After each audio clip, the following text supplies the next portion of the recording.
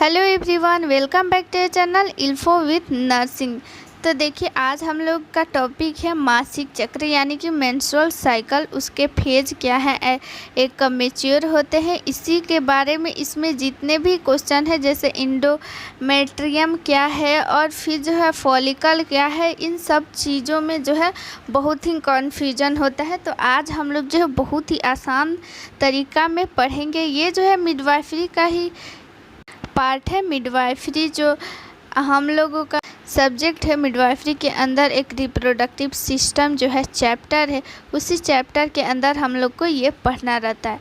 तो चलिए वीडियो को स्टार्ट करते हैं। तो देखिए, इससे पहले हम लोग को समझना पड़ेगा मेनार्की क्या है और फिर मोनोपॉज क्या है। देखिए, मेनार्की हम लोग का कब स्टार्ट होता है। मेनार्की हम लोग किसको बोलेंगे, सबसे पहले जब हम लोग का जब फर्स्ट मेंस्ट्रुअल साइकिल स्टार्ट होता है, यानी कि कोई गर्ल्स है वो उसकी जो है प्यूबर्टी कब स्टार्ट होती है, 11 से 12 एज में। और इसी 11 से 12 एज में जो है वो मेंस्ट्रुअल साइकिल स्टार्ट हो जाती है, यानी ये प्यूबर्टी का एक लक्षण है ये गर्ल्स के अंदर। तो ठीक है, तो ये कब स्टार्ट होता है, 10 से 11 ईयर में। तो ये जब मेंस्ट्रुअल साइकिल जब पहली बार स्टार्ट होता है तो इसी को हम लोग मेनार्की कहते हैं। बहुत ही इम्पोर्टेंट है, ये जो है एग्जाम में पूछा जाता है कि मेनार्की किसे कहते हैं। तो मेनार्की आप लोग समझ गए, जब भी पहला जो है पीरियड्स आता है, जब भी मेंस्ट्रुअल साइकिल जो पहला स्टार्ट होता है तो उसी को मेनार्की कहते हैं। और फिर एक क्वेश्चन पूछता है मोनोपॉज, यानी पॉज यहाँ पे देखिए लास्ट में लगा हुआ है। तो देखिए, कभी भी जब हम लोग कोई वीडियो देखते हैं तो हम लोग वीडियो को क्या कर देते हैं, पॉज कर देते हैं, यानी कि क्या वीडियो को रोक देते हैं। यानी मोनोपॉज मतलब कि मेंस्ट्रुअल साइकिल एक एज आती है 45 से 50 ईयर, इसका जो है एवरेज देता है। इस एज में जो है हम लोग को मेनोपॉज आ जाता है, यानी कि मेंस्ट्रुअल साइकिल जो है वो जो है रुक जाती है। उस एज में जो है जो वुमेन होती है वो अपना जो है रिप्रोडक्टिव करने का जो भी क्षमता होती है वो खो देती है, यानी मेंस्ट्रुअल साइकिल जो है उनकी रुक जाती है। मेंस्ट्रुअल साइकिल जो है उनके अंदर जो है नहीं हो पाता है, तो उसी को मोनोपॉज कहते हैं। यानी कि जब भी किसी वुमेन में जब मेंस्ट्रुअल साइकिल जो है होना बंद हो जाता है तो उसी को मोनोपॉज कहते हैं। इन दोनों चीज़ों को आप लोग याद रखिएगा। देखिए, मोनोपॉज और ये हम लोग समझ के मेनार्की क्या है। अब हम लोग मेंस्ट्रुअल साइकिल पढ़ेंगे। तो मेंस्ट्रुअल साइकिल सब पढ़ने से पहले कुछ हार्मोन को हम लोग को जानना जो है बहुत ज़रूरी है, क्योंकि उसमें जो है ये सारे हार्मोन जो है रहेंगे। तो आप लोग को पहले हम इसको समझा देते। देखिए, मेंस्ट्रुअल साइकिल जो है पूरा खेल जो है हार्मोन्स का होता है। मेंस्ट्रुअल साइकिल की जो अवधि होती है वो कब तक होती है, ये 24 से 28 दिन का होता है, क्योंकि ये जो है एवरेज है, हर वुमेन में जो है अलग अलग दिन की होती है, तो इसीलिए इसका एवरेज जो है 24 से 28 दिन की होती है। ये जितना भी दिन का डिफरेंट आता है ये एक हार्मोनल डिफरेंट है। हार्मोन के कारण ही ये जो है किसी में कम किसी में ज़्यादा दिन का ये हो सकता है। तो ये पूरा डिपेंड जो है हार्मोन पे रहता है। और मेंस्ट्रुअल साइकिल जो है ये इसकी शुरुआत ब्रेन से होती है। ठीक है, ये ब्रेन से शुरू होती है। तो ब्रेन में ही एक हिस्सा होता है हाइपोथैलेमस। हाइपोथैलेमस जो है वो हाइपोथैलेमस से क्या एक्टिव होता है, GnRH। GnRH का फुल फॉर्म होता है gonadotropin releasing hormone. Gonadotropin releasing hormone, GnRH hormone जो है वो रिलीज होता है। और ये हार्मोन रिलीज जैसे ही होता है तो पिट्यूटरी ग्लैंड जो है, पिट्यूटरी ग्लैंड भी मस्तिष्क में ही होता है और हाइपोथैलेमस भी मस्तिष्क में ही होता है। तो ये जो है GnRH जैसे ही पिट्यूटरी ग्लैंड से स्रावित होता है तो वो एक्टिव कर देता है किसको, पिट्यूटरी ग्लैंड से, पिट्यूटरी ग्लैंड को। और जैसे ही पिट्यूटरी ग्लैंड एक्टिव होता है तो पिट्यूटरी ग्लैंड से एक दो हार्मोन जो है स्रावित होते हैं, LH और FSH। FSH मतलब फॉलिकुलर स्टिमुलेटिंग हार्मोन और LH मतलब ल्यूटिनाइजिंग हार्मोन इसका फुल फॉर्म होता है। तो इतना हम लोग जान गए कि हाइपोथैलेमस कहाँ होता है, मस्तिष्क में होता है। ये भी क्वेश्चन पूछा जाता है, इम्पोर्टेंट है, इसको आप लोग याद रखिएगा कि हाइपोथैलेमस जो है ये कहाँ होता है, मस्तिष्क में। हाइपोथैलेमस से कौन सा हार्मोन स्रावित होगा, GnRH गोनाडोट्रोपिन रिलीजिंग हार्मोन। तो ये जैसे ही हार्मोन उत्पन्न होगा तो ये पिट्यूटरी ग्लैंड को एक्टिव कर देगा। तो फिर पिट्यूटरी ग्लैंड जो है क्या करेगा, दो हार्मोन स्रावित करेगा, FSH और LH। FSH का फुल फॉर्म होता है फॉलिकल स्टिमुलेटिंग हार्मोन और LH का फुल फॉर्म होता है ल्यूटिनाइजिंग हार्मोन। तो ये जो है जैसे ही ये दोनों हार्मोन जो है स्रावित होंगे तो ये दोनों हार्मोन जो है वो ओवरी से बोलेंगे। ओवरी से क्या बोलेंगे कि भाई आप जो है एस्ट्रोजन और प्रोजेस्टेरोन जो है हार्मोन स्रावित कीजिए। ठीक है, इतना कहानी हम लोग समझ गए। तो हम लोग का मेन काम यही एस्ट्रोजन और प्रोजेस्टेरोन और FSH और LH। तो देखिए ये क्वेश्चन भी पूछता है कि मासिक चक्र के प्रमुख हार्मोन कौन कौन सा है, GnRH, जो कि किससे, GnRH किससे स्रावित होता है, हाइपोथैलेमस से। और हाइपोथैलेमस से GnRH जैसे ही स्रावित होता है तो ये किसके पास जाएगा, पिट्यूटरी ग्लैंड के पास। और पिट्यूटरी ग्लैंड क्या करेगा, दो हार्मोन स्रावित कर देगा, FSH और LH। और ये दोनों हार्मोन जो है ओवरी पे अटैक करेंगे और ओवरी से बोलेंगे भैया आप भी दो हार्मोन स्रावित कीजिए। कौन सा, एस्ट्रोजन और प्रोजेस्टेरोन।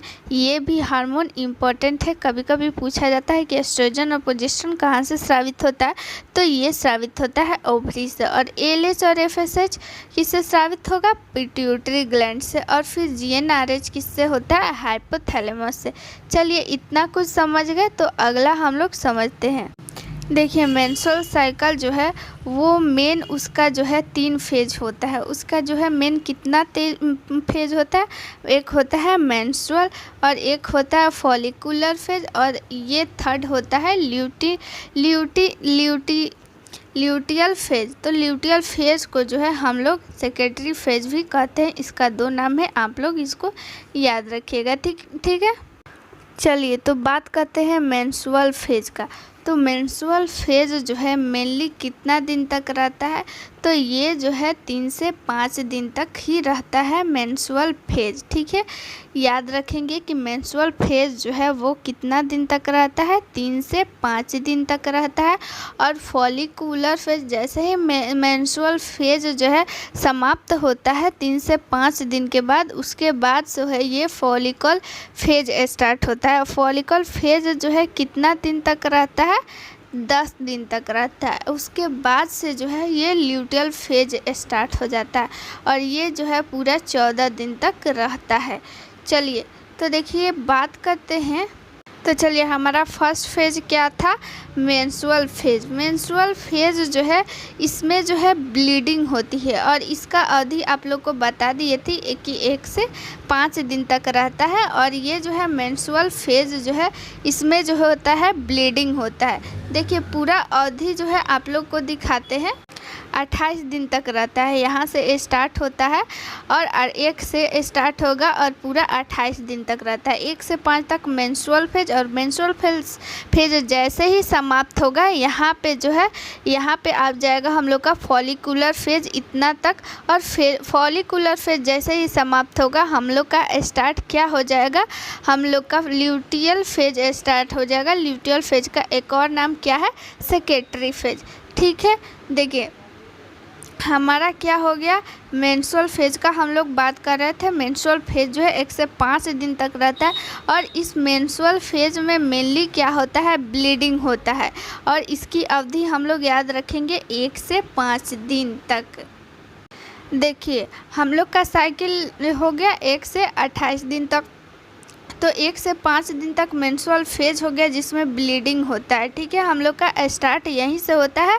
पहला फेज जो है मेंस्ट्रुअल फेज और ये ब्लीडिंग से स्टार्ट होता है 1 से 5 दिन तक।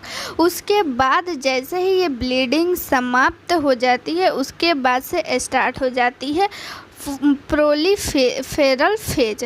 प्रोलीफेरल फेज में क्या होता है, जैसे ही मेंस्ट्रुअल पीरियड के बाद जो भी ब्लीडिंग होता है वो समाप्त होता है, उसके बाद से स्टार्ट होता है क्या, यूट्रस का जो है इंडोमेट्रियम तैयार होता है।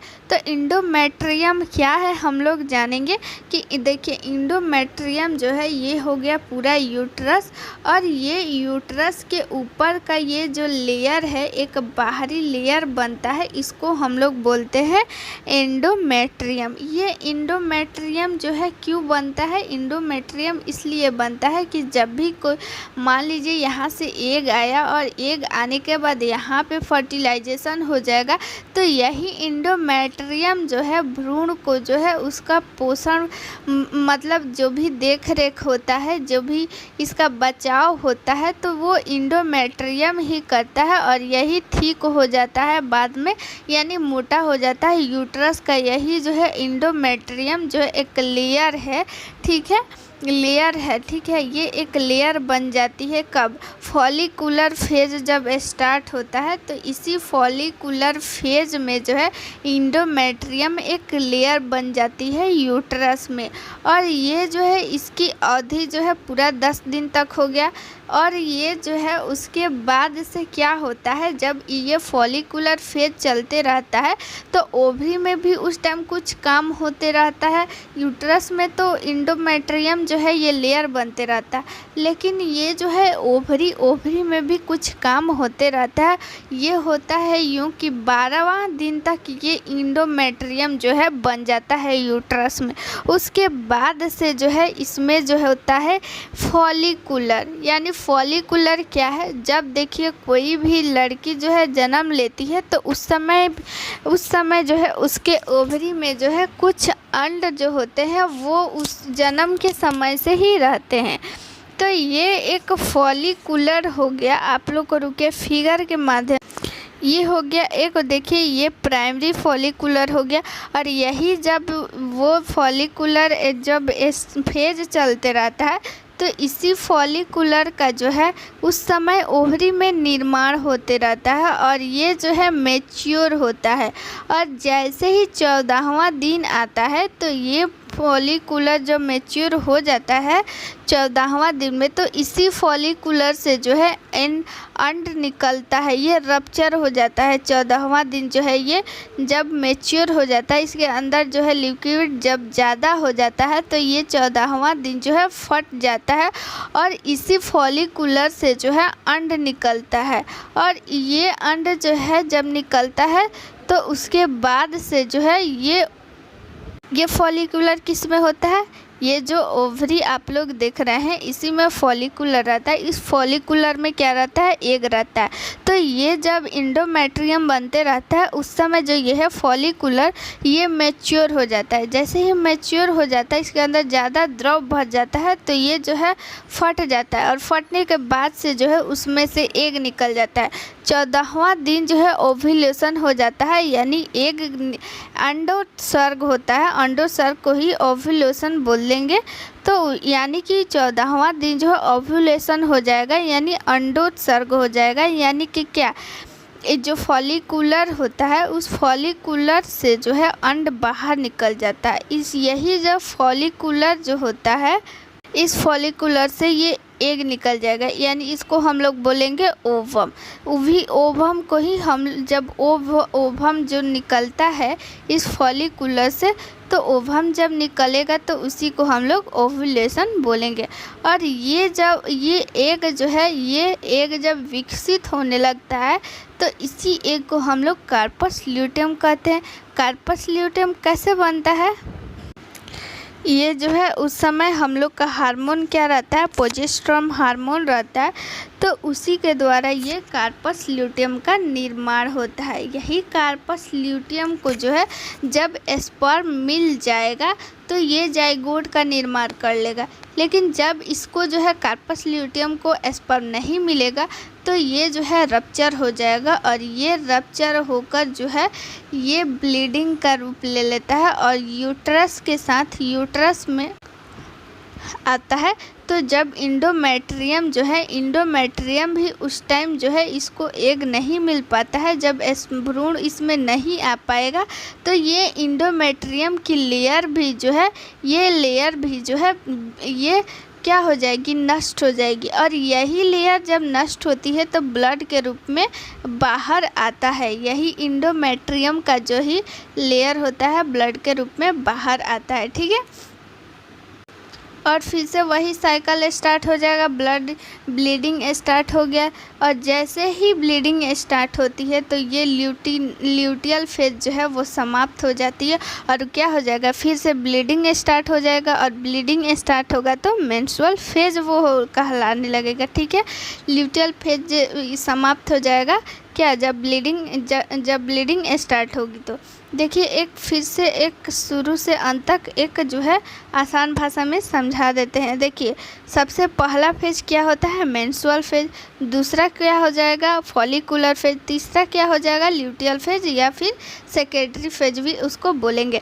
पहला फेज मेंस्ट्रुअल फेज जो है 1 से 5 दिन तक चलता है और ये ब्लीडिंग के स्टार्ट होता है, ब्लीडिंग से स्टार्ट होता है। ठीक है, ये ब्लीडिंग क्या होता है, कार्पस जो है ल्यूटियम होता है, सॉरी इंडोस्पर्म जो होता है, इंडो जो है मेट्रियम, सॉरी इंडोमेट्रियम जो है, इंडोमेट्रियम क्या होता है, ये जो है यूट्रस का जो है बाहरी ये जो है ये लेयर निर्माण करती है। यूट्रस के अंदर जो है, यूट्रस के अंदर एक नया परत निर्माण हुआ रहता है। यूट्रस के अंदर अगर सीधी बात बोले तो यूट्रस के आंतरिक जो परत होती है इंडोमेट्रियम ही जो है ये ब्लड के रूप में बाहर निकलती है। तो ये इंडोमेट्रियम जो है एक पहला फेज हो गया मेंस्ट्रुअल फेज। मेंस्ट्रुअल फेज में ब्लीडिंग होगा और ये ब्लीडिंग कहाँ से होता है, हम लोग जान गए, इंडोमेट्रियम की जो आंतरिक ये दीवारें हैं यही जब नष्ट हो जाता है तो ये ब्लड के रूप में बाहर निकलता है। ठीक है, तो मेंस्ट्रुअल फेज ये हो गया ब्लीडिंग 1 से 5 दिन। उसके बाद से दूसरा हो गया क्या, प्रोलिफरेटिव फेज। तो प्रोलिफरेटिव फेज जो होता है वो मेंस्ट्रुअल साइकिल के दौरान जो है इंडोमेट्रियम जो है वो परत नष्ट हो गई रहती है। तो नष्ट हो जाने के बाद जैसे ही ब्लीडिंग समाप्त होगी तो ब्लीडिंग समाप्त होने के बाद से फिर से ये जो है इंडोमेट्रियम की परत होती है वो बनना स्टार्ट हो जाती है। और ये किस फेज में बनता है, दूसरा फेज, यानी प्रोलिफरेटिव जब फेज होती है उसी में ये परत बनते रहता है। और साथ ही में जो है ओवरी में जो फॉलिकुलर होता है, फॉलिकुलर ये भी मैच्योर होते रहता है और 14वें दिन जो है फॉलिकुलर से एग जो है वो बाहर निकलता है। जैसे ही 14वें दिन जो है ओव्यूलेशन होगा, यानी अंडोत्सर्ग। क्वेश्चन हमारा पूछेगा कि अंडोत्सर्ग जो है कौन सा दिन में होता है, तो वो 14वां दिन में होगा। ठीक है, इसका राइट आंसर हो जाएगा। तो जैसे ही ओव्यूलेशन होगा हम लोग का तीसरा फेज स्टार्ट हो जाएगा क्या, ल्यूटियल फेज। ये ल्यूटियल फेज जो है 14 दिन तक चलता है और ये ल्यूटियल फेज जो है कब तक चलेगा, जब तक कि जो है ब्लीडिंग हम लोग का स्टार्ट नहीं हो। जैसे ही ब्लीडिंग स्टार्ट होगा वो हम लोग का मेंस्ट्रुअल फेज स्टार्ट हो जाएगा और ऐसे ही साइकिल चलते रहेगा। और ल्यूटियल फेज में ये होता है कि अंडोत्सर्ग स्टार्ट हो गया। अंडोत्सर्ग जैसे ही हुआ, यहाँ पे हम लोग का अंडोत्सर्ग हुआ और ये जो है एग को जब स्पर्म नहीं मिलेगा तो ये नष्ट होकर फिर जो है यूट्रस के माध्यम से ये बाहर निकल जाएगा ब्लड के रूप में। यहाँ पे इंडोस्पर्म भी ये बाहर निकलेगा ब्लड के रूप में और ये ब्लीडिंग स्टार्ट हो जाएगी। ब्लीडिंग स्टार्ट हो गई तो फिर मेंस्ट्रुअल फेज, फिर प्रोलिफरेटिव फेज, फिर ऐसे ही स्टार्ट होता रहेगा। ये चीज़ हो गया हमारा जो है पूरा कंप्लीट मेंस्ट्रुअल साइकिल। तो इसको जो है बहुत ही आसान तरीक़ा से समझा जाता है और ये एग्ज़ाम में पूछता ही। तो चलिए हम लोग का जो है आज हम लोग का जो है क्यूज हुआ था, पिछले क्लास का जो वीडियो का क्यूज हुआ था हमारे टेलीग्राम चैनल पे, उसका आप लोग को रिज़ल्ट दिखाते हैं। तो जो भी हम लोग फुल फॉर्म में याद किए थे, वो जो पर्ची में लिखा जाता है डॉक्टर क्या लिखते हैं BDOD, जो भी हमारा पिछला वीडियो था उसका हम लोग यूज किए थे। तो फर्स्ट रैंक जो है प्रियंका सिंह राजपूत का आया था, जो कि 9 क्वेश्चन में टोटल 8 क्वेश्चन सही की हुई थी। और दूसरा जो है नंबर पे आई थी स्वाति जी, और तीसरे नंबर पे रिया नाज। तो आप लोग भी टेलीग्राम चैनल पे ज़रूर से जुड़ जाइए, डिस्क्रिप्शन में लिंक है, और वहाँ पे जो है जो भी पढ़ाई होता है वीडियो का, फिर उसका क्यूज कराया जाता है। तो वो क्यूज आप लोग दीजिएगा तो ज़्यादा से ज़्यादा आप लोग को समझ में आएगा, और ये भी पता चलेगा आप लोग को कितना समझ में आएगा, और आप लोग का नाम यहाँ पे लिया जाएगा। तो चलिए मिलते हैं नेक्स्ट वीडियो में। थैंक यू, जय हिंद।